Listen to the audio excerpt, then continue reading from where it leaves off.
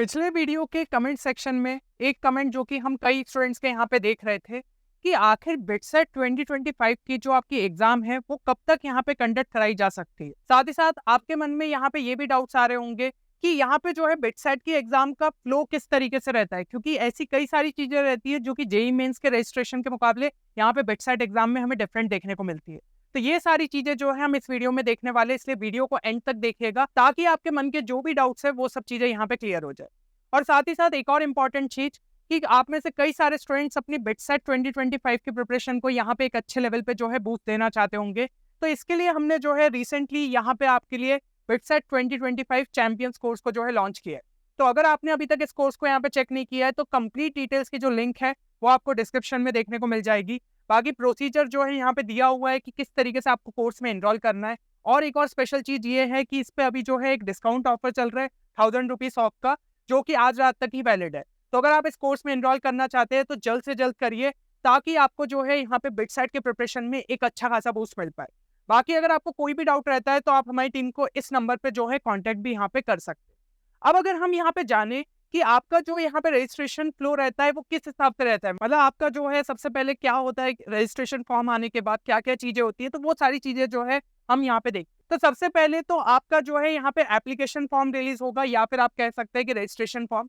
तो इसके अंदर आपको जो है अच्छे तरीके से यहाँ पे डिटेल्स को जो है फिल करना होगा। फिर इसकी एक जो है यहाँ पे डेडलाइन सेट की जाएगी, तो उससे पहले जो है आपको आपकी कंप्लीट डिटेल्स को यहाँ पे फिल करना होगा। जैसे ही वो डेडलाइन यहाँ पे जो है खत्म होती है उसके बाद आपको एक विंडो यहाँ पे ओपन होगा जिसमें आप अपने एप्लीकेशन फॉर्म को यहाँ पे एडिट कर पाएंगे। कभी कभी ऐसा होता है ना कि कोई डिटेल आपने कुछ गलत डाल दी है, तो उसको एडिट करने का भी आपके पास एक मौका रहेगा। तो उसके लिए जो है एक स्लॉट यहाँ पे खुलता है। फिर इसके बाद अगली प्रोसेस क्या रहती है, अगली प्रोसेस ये रहती है कि आपको जो है यहाँ पे टेस्ट सिटी अलॉटमेंट होता है। तो बेसिकली जब आप यहाँ पे अपने फॉर्म को भरते हैं ना, तो आपसे जो है 3 प्रेफरेंसेस यहाँ पे मांगी जाती है कि आप जो है किस सिटी, मतलब आपकी जो भी नियरेस्ट सिटी है, जनरल स्टूडेंट्स वो फिल करते हैं। तो उन्हीं में से जो है आपकी यहाँ पे अवेलेबिलिटी के हिसाब से आपको जो है टेस्ट सिटी यहाँ पे अलॉट कर दी जाती है। तो वो जो है आपको यहाँ पे ऑफिशियल वेबसाइट पे देखने को मिल जाएगा। इसके बाद अगली प्रोसेस यहाँ पे जो है हमारी स्लॉट बुकिंग की रहती है, जो कि आपको मतलब मैन्युअली अपने स्लॉट को यहाँ पे बुक करना रहता है। तो आप अपनी कन्वीनियंस के हिसाब से, जैसे अगर कोई एक डेट आपको दे दी है 20 से लेकर मान लीजिए 24 तक, तो उसके बीच में जो भी यहाँ पे स्लॉट्स रहेंगे, तो जनरली हर दिन जो है 2 स्लॉट रहते हैं, एक मॉर्निंग का रहता है और एक आफ्टरनून का जो है आपका स्लॉट रहता है। तो उनमें से जो है आपको एक स्लॉट यहाँ पे बुक करना रहेगा। थोड़ा बहुत उसमें भी जो है वेरिएशन हो सकता है, क्योंकि किसी सिटी में जैसे कि मान लीजिए उतनी ज़्यादा यहाँ पे अवेलेबिलिटी नहीं है, तो शायद वो स्लॉट आपको वहाँ पे ओपन नहीं दिखे।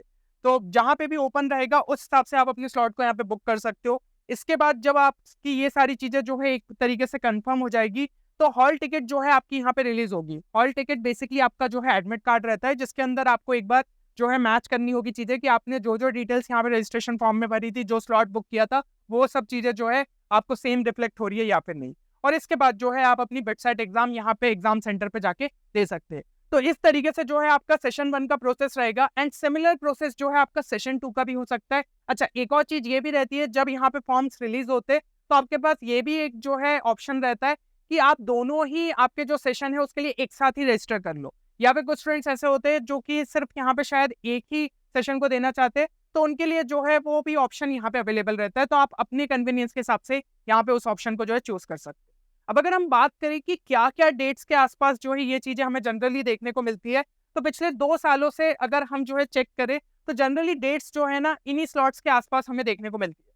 सबसे पहले जब आपका जो है एप्लीकेशन फॉर्म कब तक रिलीज हो सकता है, तो हम जो है मिड जनवरी तक एक्सपेक्ट कर सकते हैं। जनरली जो है जनवरी 15 के आसपास ये चीज जो है आपके यहाँ पे रिलीज होती है। फिर आपकी डेडलाइन की अगर हम बात करें तो एक अच्छा खासा आपको जो है फ्रेम यहाँ पे दिया जाता है। ठीक है, मिड अप्रैल तक आप मान सकते हो कि आपके पास जो है डेडलाइन रहती है यहाँ पे फॉर्म भरने की। तो अगर आप जो है मान लीजिए सेशन 1 के लिए अप्लाई करना चाहते हैं या फिर दोनों ही सेशन के लिए अप्लाई करना चाहते हैं, तो दोनों के लिए सेम डेडलाइन रहती है। अच्छा, कोई स्टूडेंट मान लीजिए जो है यहाँ पे सेशन 1 देना नहीं चाहता, वो सीधा जो है सेशन 2 यहाँ पे देना चाहता है, तो वो भी आपके पास एक ऑप्शन रहता है।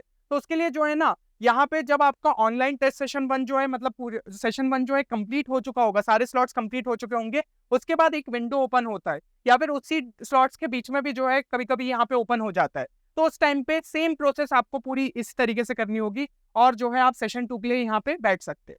फिर इसके बाद क्या होता है, इसके बाद आपका जो है रिवीजन विंडो, जो कि अभी मैंने आपको बताया है ना, कुछ भी चीज़ आपको रिवाइज करनी है तो वो चीज़ आप कर सकते हो। तो ये जनरली जो है 1 वीक आफ्टर द डेडलाइन, जैसे ये डेडलाइन यहाँ पे खत्म होती है तो उसके जनरली 1 हफ्ते बाद जो है आपके लिए ये विंडो यहाँ पे खुल जाता है। फिर आपका टेस्ट सिटी अलॉटमेंट जो है वो 1st वीक ऑफ मई तक यहाँ पे रिलीज हो जाता है, तो उसको आप देख पाओगे। फिर यहाँ पे जो है टेस्ट डेट और स्लॉट को जो है रिजर्व करने के लिए आपको जनरली जो है 2nd वीक ऑफ मई, है ना, मतलब कि यहाँ पे 8 या फिर 10th मई के आसपास जो है जनरली हमें ये चीजें देखने को मिलती है। और ऑल टिकट आप कब तक डाउनलोड कर सकते हैं, तो ये मई 15 के आसपास तक जो है आप यहाँ पे डाउनलोड कर पाओगे।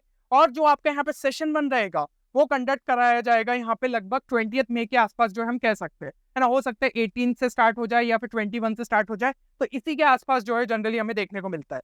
और फिर इसके जो है 1 महीने बाद आपका जो है लगभग यहाँ पे सेशन 2 कंडक्ट कराया जाता है ना। तो उसके बारे में अपन जो है बाद में जैसे ही आपकी यहाँ पे डेट्स रिलीज होती है तो हम प्रॉपर तरीके से आपके लिए जो है वीडियो यहाँ पे पब्लिश करेंगे। लेकिन इससे कम से कम आपको एक जो है टारगेट आप सेट कर पाओगे कि एग्जाम आपकी कब है, आपके पास कितना टाइम यहाँ पे बचा है, तो उस हिसाब से आप सिस्टमेटिकली अपनी चीजों को प्लान कर पाएंगे।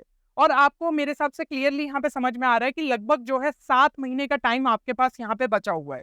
तो इन 7 महीने को काफी ज्यादा सीरियसली लीजिए। अगर आपकी जेईई मेंस की प्रिपरेशन उतनी अच्छी नहीं है तो देखिए हमारे पास बिटसाइट के लिए जो है एक अच्छा खासा टाइम यहाँ पे बचा हुआ है, जिसमें अगर आपने जो है सीरियसली यहाँ पे उसके लिए वर्क कर लिया, जो जो चीजें बिटसाइट में यहाँ पे एक्स्ट्रा इंपॉर्टेंट रहती है, जैसे कुछ चैप्टर्स जो कि आपके जेईई मेंस में यहाँ पे हमें देखने को नहीं मिलते लेकिन बिटसाइट में पूछे जाते हैं, एलआर एंड इंग्लिश सेक्शन जो कि जेईई मेंस में देखने को नहीं मिलता लेकिन बिटसाइट में पूछा जाता है, तो उन पे भी आपको जो है एक्स्ट्रा फोकस यहाँ पे रखना पड़ेगा। और वही चीजें जो है हमने अपने चैंपियंस कोर्स में भी स्टूडेंट्स के लिए यहाँ पे करी है, जो कि आपके लिए गेम चेंजर साबित हो सकता है। तो उस कोर्स को भी आप जरूर से चेक कर सकते हैं, कंप्लीट डिटेल आपको जो है डिस्क्रिप्शन में देखने को मिल जाएगी। बस एक ही चीज कहूंगा कि देखिए कंपटीशन जेईई मेंस के लिए तो बढ़ ही रहा है, बिटसाइट के लिए भी लगातार जो है बढ़ रहा है। तो अगर आप जो है एक स्ट्रॉन्ग बैकअप को साथ लेते हुए चलेंगे तो कम से कम एक अच्छे कॉलेज में जो है आपको यहाँ पे एडमिशन मिल सकता है। बाकी क्या टारगेट स्कोर जो है आप यहाँ पे बिटसाइट एग्जाम के लिए लेते हुए चल रहे हैं वो चीज कमेंट सेक्शन में जरूर मेंशन करिएगा। चलिए तो उम्मीद करता हूँ ये वीडियो से आपको यहाँ पे हेल्प मिलेगी। बाकी मिलते हैं अगले वीडियो में, तब तक के लिए take care and good bye.